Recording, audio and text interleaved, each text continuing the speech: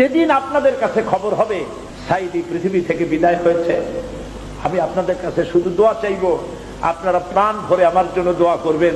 আল্লাহ রাব্বুল আলামিন কিয়ামতে আমাকে যেন ক্ষমা করে দেন, আল্লাহ পাক তার জান্নাতের ভিতরে যেন জায়গা তৈরি করে দেন। আমি শুধু আপনাদের দোয়া চাই।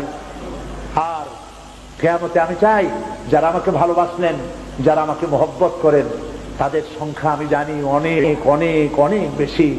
আমি আল্লাহকে বলবো, আল্লাহ আমাকে যারা ভালোবাসে এরা আমার মায়ের পেটের ভাই না, এক জেলার মানুষ নয়, অথচ আমাকে ভালোবাসে শুধু দিনের জন্য। মা বোনেরা ভালোবাসেন, মা বোনেরা আমাকে টেলিফোন করে বলে, সাহেব আপনি ডরাইতা না, কান্দে এবং টেলিফোন করে আমার কাছে আমার জন্য আমাকে দোয়া করে। আমি আপনাদের ভালোবাসা ভুলবো না। আমি আল্লাহর কাছে বলবো, রব্বুল আলামিন যারা আমাকে দিনের জন্য তোমার জন্য ভালোবাসে, কিয়ামতের দিন আমরা যেন তোমার জান্নাতে এক জায়গায় থাকতে পারি।